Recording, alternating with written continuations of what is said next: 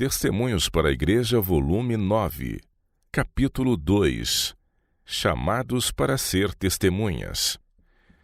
Em sentido especial, foram os adventistas do sétimo dia postos no mundo como vigias e portadores de luz. A eles foi confiada a última mensagem de advertência a um mundo a perecer. Sobre eles incidiu a maravilhosa luz da palavra de Deus. Foram incumbidos de uma obra da mais solene importância, a proclamação da primeira, segunda e terceira mensagens angélicas. Nenhuma obra há de tão grande importância.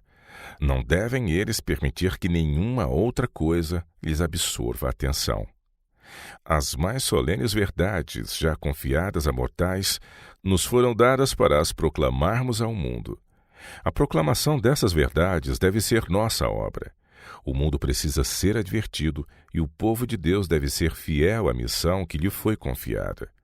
Não se deve empenhar em especulações nem entrar em empresas comerciais com incrédulos, pois isso dificultará realizar a obra que Deus lhe confiou. De seu povo, diz Cristo: vós sois a luz do mundo. Mateus 5,14. Não é questão de pouca importância o termos recebido por revelação tão claramente os conselhos e planos de Deus. Admirável privilégio é ser capaz de compreender a vontade de Deus tal como é revelada na segura palavra dos profetas. Isso põe sobre nós pesada responsabilidade. Deus espera que comuniquemos aos outros o conhecimento que nos deu. É seu propósito que as forças divinas e humanas se unam na proclamação da mensagem de advertência. Na extensão em que alcançam as suas oportunidades, todos os que receberam a luz da verdade estão sob a mesma responsabilidade que pesava sobre o profeta de Israel, ao qual veio a palavra: a ti, pois, ó filho do homem, te constituí por atalaia sobre a casa de Israel. Tu, pois, ouvirás a palavra da minha boca e a anunciarás da minha parte. Se eu disser ao ímpio: ó ímpio, certamente morrerás, e tu não falares para desviar o ímpio do seu caminho, morrerá o ímpio na sua iniquidade, mas o seu sangue eu demandarei da tua mão.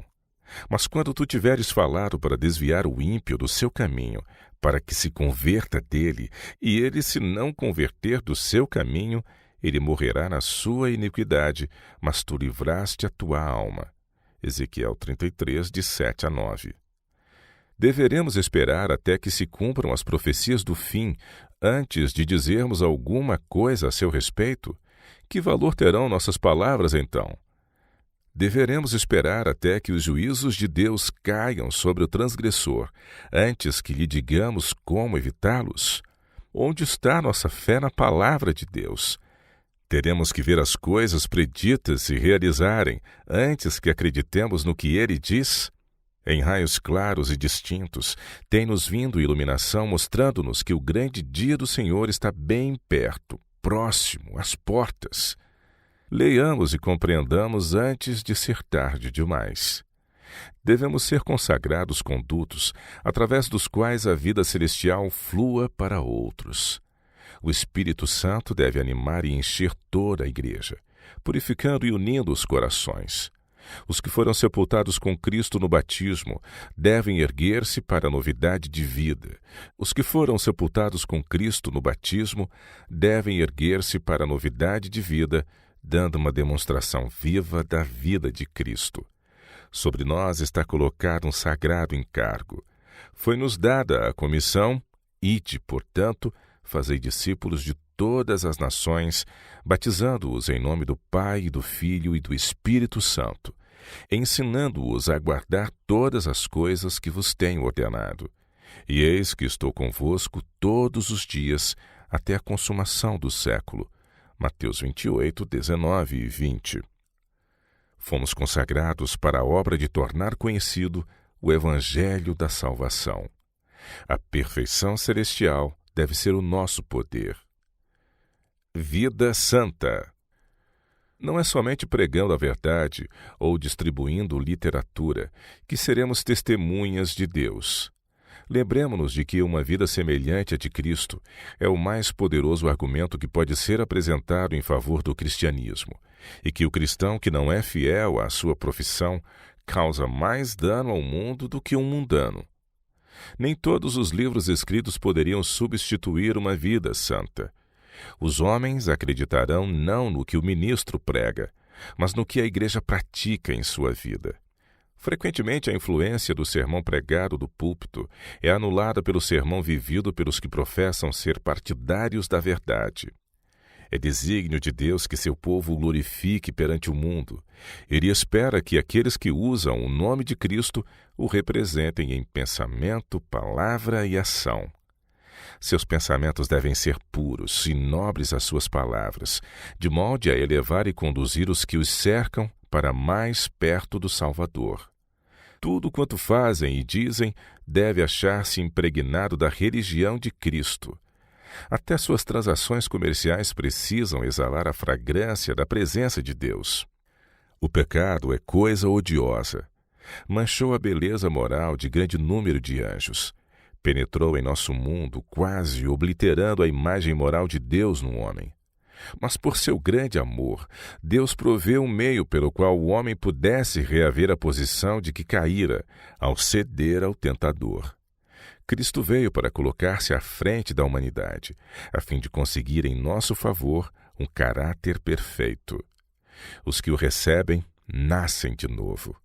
Devido à atuação do fantástico desenvolvimento do pecado, Cristo viu a humanidade possuída pelo príncipe das potestades do ar e empregando força gigantesca em façanhas malignas. Viu também que um poder maior enfrentaria e venceria Satanás. Agora é o juízo deste mundo, disse ele. Agora será expulso o príncipe deste mundo. João 12:31. Viu ainda que se os seres humanos nele crescem, receberiam poder contra as hostes de anjos caídos, cujo nome é Legião. Cristo se fortaleceu com o pensamento de que, pelo maravilhoso sacrifício que estava para fazer, o príncipe deste mundo seria lançado fora, e homens e mulheres seriam colocados num lugar no qual, pela graça de Deus, poderiam reaver o que haviam perdido. A vida que Cristo viveu neste mundo podem também viver os homens e mulheres por meio do seu poder e sob suas instruções. No conflito com Satanás, podem eles receber todo o auxílio que Cristo obteve. Podem ser mais do que vencedores por aquele que os amou e por ele se entregou. A vida dos professos cristãos que não vivem a vida de Cristo é um escárnio para a religião.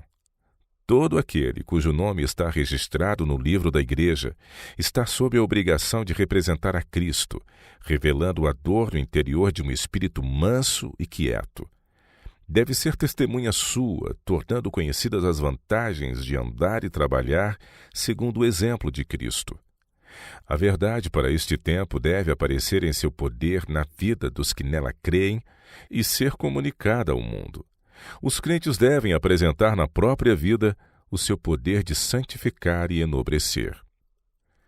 Representantes de Cristo. Os habitantes do universo celestial esperam que os seguidores de Cristo resplandeçam como luzes no mundo. Devem mostrar o poder da graça para cuja concessão aos homens Cristo morreu. Deus espera que os que professam ser cristãos revelem em sua vida o mais alto desenvolvimento do cristianismo. São reconhecidos representantes de Cristo e devem demonstrar que o cristianismo é uma realidade. Devem ser homens de fé, de ânimo, de espírito sadio, que sem questionar confiem em Deus e em suas promessas. Todos os que quiserem entrar na cidade de Deus têm que, durante sua vida terrestre, representar em seu procedimento a Cristo. Isso é o que os torna mensageiros de Cristo, suas testemunhas. Devem apresentar um claro e positivo testemunho contra todas as más práticas, apontando aos pecadores o Cordeiro de Deus que tira o pecado do mundo. A todos os que o recebem, dá ele poder para se tornarem filhos de Deus. A regeneração é o único caminho pelo qual podemos entrar na cidade de Deus. É apertado e estreita a porta pela qual ali se entra. Mas para ela devemos guiar homens, mulheres e crianças, ensinando-lhes que para serem salvos precisam de coração novo e novo espírito. Os velhos, hereditários traços de caráter têm que ser vencidos. Os desejos naturais do coração têm que ser transformados. Todo engano, falsidade e maledicência têm que ser postos de lado. A vida nova que torna semelhantes a Cristo, homens e mulheres, é que deve ser vivida. Firme adesão à verdade. Não deve haver pretensão na vida dos que têm mensagens tão sagradas e solenes como as que fomos chamados a proclamar. O mundo está observando os adventistas do sétimo dia porque sabe alguma coisa da sua profissão de fé e da elevada norma que adotam. E quando vê os que não vivem à altura de sua profissão, aponta-os com escárnio. Quem ama a Jesus há de pôr tudo o que há em sua vida em harmonia com a vontade dele. Escolheram o lado do Senhor, e sua vida deve ser destacada em nítido contraste com a vida dos mundanos. A eles irá o tentador com suas lisonjas e persuasões, dizendo: tudo isto te darei se prostrado me adorares. Mateus 4, 9. Sabem, porém, que o inimigo nada tem que mereça ser recebido, e recusam-se a ceder às suas tentações. Pela graça de Deus, acham-se capacitados para guardar incontaminada sua pureza de princípios. Santos anjos estão bem junto ao seu lado, e Cristo é revelado em sua firme adesão à verdade. São soldados de Cristo, sempre prontos para qualquer obra, e para dar como testemunhas fiéis, testemunho decidido em favor da verdade. Demonstram que existe um poder espiritual que habilita homens e mulheres a não se afastarem nem um pouco da verdade e justiça, mesmo que em troca lhes ofereçam todos os dons ambicionados pelos homens. Esses, onde quer que estejam, serão honrados pelo céu, porque conformaram a vida com a vontade de Deus, não lhes importando os sacrifícios que fossem chamados a fazer. Mensagem mundial.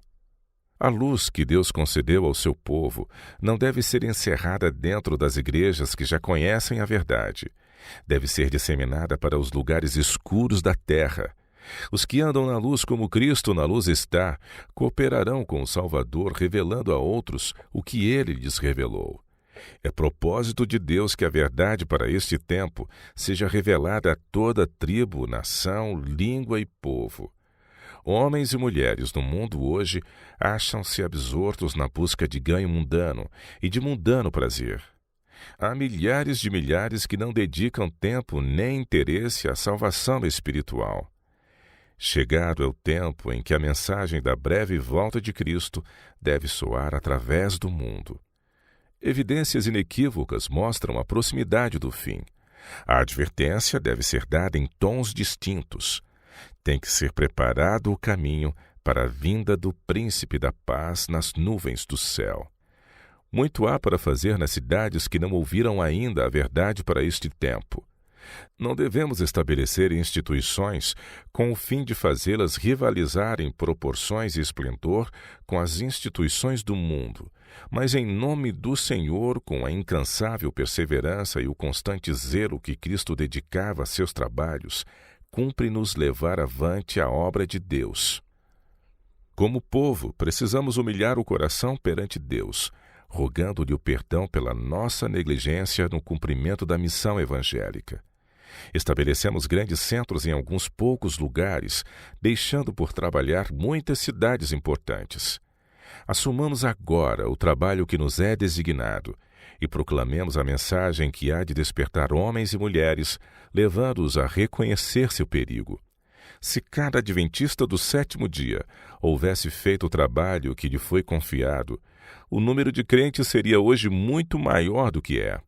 Em todas as cidades da América do Norte, haveria os que tivessem sido levados a tomar a sério a mensagem de obedecer à lei de Deus. Em alguns lugares, a mensagem acerca da observância do sábado foi exposta com clareza e vigor, ao passo que outros foram deixados sem advertência. Não despertarão os que conhecem a verdade, reconhecendo a responsabilidade que sobre eles repousa? Meus irmãos, vocês não podem correr o risco de sepultar-se em empresas ou interesses mundanos. Não podem, de forma alguma, negligenciar a comissão que o Salvador lhes deu. Tudo o que há no universo concita aos que conhecem a verdade que se consagrem sem reservas à proclamação dessa verdade, tal como lhes foi revelada na mensagem do terceiro anjo. Aquilo que vemos e ouvimos nos conclama ao dever. A atuação dos agentes satânicos requer que cada cristão permaneça em seu posto. Obreiros necessários. A obra que nos foi confiada é importante, e nela são necessários homens sábios, abnegados, pessoas que compreendam o que significa dedicar-se a desinteressados esforços para salvar os perdidos. Mas não há necessidade do serviço de homens mornos, pois tais pessoas Cristo não pode usar. Necessitam-se homens e mulheres cujo coração se comova ante o sofrimento humano e cuja vida dê prova de que estão recebendo e comunicando luz, vida e graça. O povo de Deus deve aproximar-se de Cristo em abnegação e sacrifício, tendo como único alvo dar a todo o mundo a mensagem de misericórdia. Alguns trabalharão de um modo e outros de outro, conforme o Senhor os chamar e guiar. Mas todos devem lutar juntos, procurar fazer do trabalho uma unidade perfeita. Pela pena e pela viva voz, devem trabalhar para Deus. A palavra da verdade impressa deve ser traduzida para diferentes línguas e levada aos confins da terra. Meu coração muitas vezes fica sobrecarregado, porque tantos que poderiam trabalhar nada fazem. Agem como joguete das tentações de Satanás. De todo membro de igreja que possui conhecimento da verdade, se espera que trabalhe enquanto é dia, porque vem a noite, quando ninguém poderá trabalhar. Em breve haveremos de compreender o que significa essa noite. O Espírito de Deus está sendo agravado a ponto de estar se retirando da terra. As nações estão iradas umas contra as outras. Vastos preparativos de guerra estão sendo feitos. A noite está cada vez mais escura. Desperte a igreja e ponha-se a cumprir a obra que lhe foi confiada. Todo crente mais instruído ou menos preparado pode levar a mensagem. Estende-se perante nós a eternidade. A cortina está para ser aberta. Em que estamos pensando para que assim nos apeguemos ao nosso amor egoísta pela comodidade, enquanto por toda parte ao nosso redor perdidos estão a perecer? Ficou completamente calejado o nosso coração?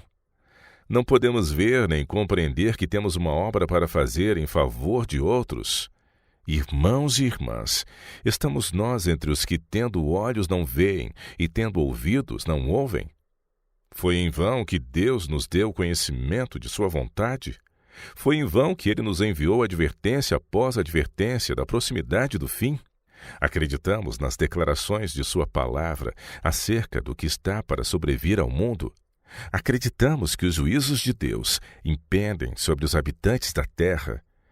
Como então podemos ficar de braços cruzados, descuidosos e indiferentes? Cada dia que passa nos leva para mais perto do fim, mas leva-nos também para mais perto de Deus. Estamos vigilantes em oração. As pessoas com quem nos associamos dia a dia precisam de nosso auxílio, nossa guia. Podem estar em tal estado de espírito que uma palavra oportuna lhes seja, pela atuação do Espírito Santo no coração, como um ponto de apoio em lugar firme. Amanhã talvez algumas dessas pessoas possam estar onde nunca mais as poderemos alcançar. Qual é a nossa influência sobre esses companheiros de jornada? Que esforço estamos fazendo para ganhá-los para Cristo? O tempo é breve e nossas forças têm que ser organizadas para produzir uma obra maior. Há necessidade de obreiros que compreendam a grandeza do trabalho e nele se empenhem, não por amor ao salário que recebem, mas por saberem da proximidade do fim. O tempo demanda maior eficiência e mais profunda consagração. Oh, estou tão preocupada com esse assunto que clamo a Deus. Suscita e envia mensageiros possuídos do sentimento de responsabilidade, mensageiros em cujo coração tenha sido crucificada a idolatria do próprio eu, a qual faz parte do fundamento de todo pecado. Cena impressionante. Nas visões da noite foi apresentada diante de mim uma cena impressionante. Vi uma imensa bola de fogo cair no meio de algumas lindas habitações, destruindo-as imediatamente. Ouvi alguns dizerem: sabíamos que os juízos de Deus sobreviriam à terra, mas não sabíamos que viriam tão cedo. Outros, com a voz quase embargada de agonia, diziam: os senhores sabiam, por que então não nos disseram? Nós não sabíamos. Por toda parte ouvi serem pronunciadas semelhantes palavras de acusação. Acordei muito aflita. Adormeci de novo e pareceu-me estar numa grande reunião. Uma pessoa de autoridade falava à congregação e perante ela se achava um mapa de todo o mundo. Disse que o mapa retratava a vinha do Senhor que tem de ser cultivada. Quando a luz do céu incidisse sobre qualquer pessoa, ela deveria refleti-la sobre as demais. Luzes deveriam ser acesas em muitos lugares, e nessas luzes outras ainda deveriam ser acesas. Foram repetidas as palavras: vós sois o sal da terra. E se o sal for insípido, com que se há de salgar? Para nada mais presta senão para se lançar fora e ser pisado pelos homens. Vós sois a luz do mundo. Não se pode esconder uma cidade edificada sobre um monte, nem se acende a candeia e se coloca debaixo do alqueire, mas no velador, e dá luz a todos que estão na casa. Assim resplandeça a vossa luz diante dos homens, para que vejam as vossas boas obras e glorifiquem a vosso Pai que está nos céus. Mateus 5, de 13 a 16. Vi raios de luz provindo de cidades e vilas, dos lugares altos e baixos da terra. A palavra de Deus era obedecida, e em resultado se achavam em cada cidade e vila monumentos seus. Sua verdade era proclamada através de todo o mundo. Então foi removido esse mapa e colocado outro em seu lugar. Nesse a luz brilhava em poucos lugares apenas. O restante do mundo estava em trevas, havendo unicamente uns lampejos de luz aqui e ali. Disse o nosso instrutor: esta escuridão é consequência de seguirem os homens o seu próprio caminho. Abrigaram hereditárias e cultivadas tendências para o mal. Tornaram as dúvidas, as murmurações e acusações a principal preocupação de sua vida. Seu coração não está reto para com Deus. Esconderam a sua luz. Se cada soldado de Cristo houvesse cumprido seu dever, se cada vigia nos muros de Sião houvesse dado à trombeta um sonido certo, o mundo poderia ter ouvido a mensagem de advertência. Mas a obra está com anos de atraso. Enquanto os homens dormem, Satanás avança furtiva e decididamente. Pondo em Deus nossa confiança, devemos avançar constantemente, fazendo sua obra com abnegação, com humilde confiança nele, submetendo-nos, bem como nosso presente e futuro, à sua sábia providência, conservando firme o princípio de nossa confiança até o fim, lembrando que não é pelos nossos merecimentos que recebemos as bênçãos do céu, mas pelos méritos de Cristo e por nossa aceitação da abundante graça de Deus através da fé